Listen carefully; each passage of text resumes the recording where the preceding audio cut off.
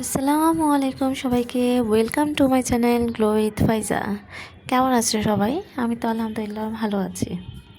Last ভিডিওগুলোতে আপনারা যে পরিমাণ রেসপন্স অ্যান্ড ভালোবাসা দিয়েছেন, আলহামদুলিল্লাহ আপনাদের ভালোবাসায় আমি অনেক খুশি। তো সবসময় এভাবে পাশে থাকুন, আমিও আপনাদের জন্য সবসময় ভালো ভালো বা কার্যকরী ভিডিও নিয়ে আসার চেষ্টা করব ইনশাআল্লাহ। তো আজ আমি বিটরুটের নিয়ে আসছি। এই বিটরুট সবজিটা আমরা সবাই চিনি এবং জানি, এতে প্রচুর পরিমাণে protein, calcium and vitamin A আছে, যা আমাদের হেলথ, স্কিন অ্যান্ড হেয়ারের জন্য বেস্ট একটি উপকরণ। এটা চুল ও ত্বকের জন্য এতটাই হেল্পফুল, তাই দেরি না করে এই বিটরুট দিয়ে 3টি বিউটি টিপস কম্বো নিয়ে এসেছি আপনাদের জন্য। তো কম্বোতে থাকছে face gel, hair pack and lip balm. প্রথমে আমি হেয়ার প্যাক দিয়ে শুরু করব। এই শীতে ড্যান্ড্রফের যন্ত্রণায় যারা অতিষ্ঠ, তারা এই ভিডিওটা স্কিপ না করে পুরোটা দেখতে থাকুন, সাথে থাকুন। তো প্রথমে আমাদের একটা বিটরুট লাগবে এবং সেটাকে আমি খোসা ছাড়িয়ে নিয়েছি, ওয়াশ করে নিয়ে আমি এটাকে গ্রেট করে নিয়েছি। পাশাপাশি আমি 2 চামচের মতো আলাদা করে গ্রেট করা বিটরুট রেখেছি, ওইটা স্কিনের জন্য আমার পরবর্তীতে লাগবে। দেন আমি গ্রেট করা বিটরুটের সাথে 2 চামচের মতো রাইস নিয়েছি, বয়েল করা রাইস। এবং এই বয়েল করা রাইস আর বিটরুট আমি এখানে ব্লেন্ডারে ব্লেন্ড করে নিব। পেস্ট একটা হয়ে গেলে সেই পেস্টের সাথে আমি টক দই মিক্সড করব।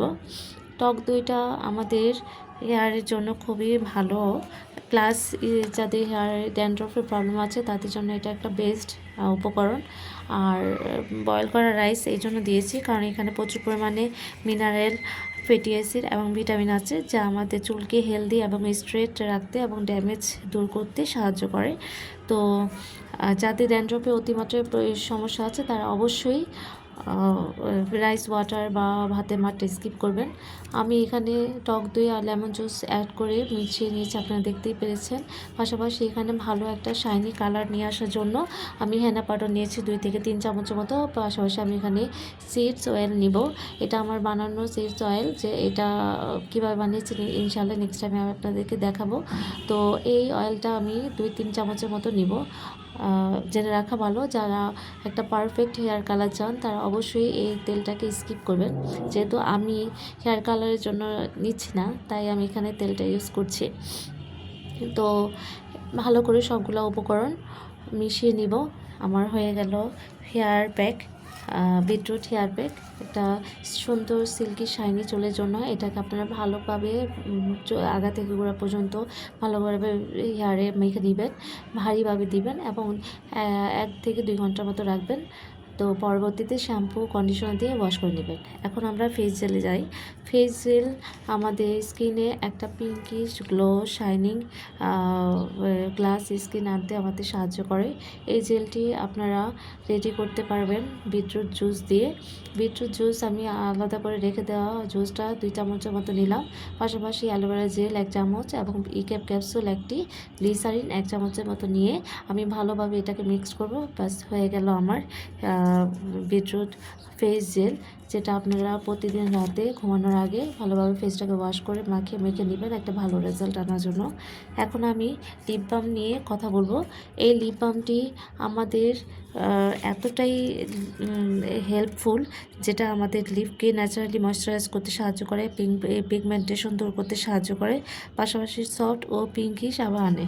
এই লিপ বামটি বানাতে আমাদের একটি বিটরুট লাগবে এবং বিটরুটটি আমি গ্রেট করে নিয়েছি, আপনারা দেখছেন। এই গ্রেট করা বিটরুটকে আমরা ছাঁকুনির সাহায্যে জুসটা বের করে নিব। এই জুসটাকে একটা পাত্রে নিয়ে আমরা 2-3 মিনিটের মতো হিট করে নিব।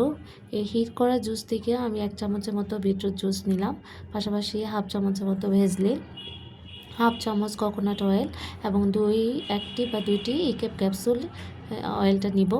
আর এই সবগুলো উপকরণ আমি ভালোভাবে মিশিয়ে নিব। ব্যাস আমার হয়ে গেল সুন্দর একটা বেস্ট বিটরুট লিপ বাম, যেটা আপনাদের বাজারে কেনা লিপ বামের থেকে বেস্ট হবে। এটাকে আমি ফ্রিজে রেখে সেট করে নিব।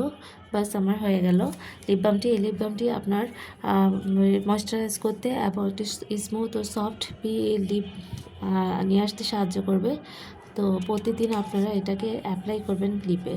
তো এই হলো আমার কম্বো বিটরুট বিউটি টিপস।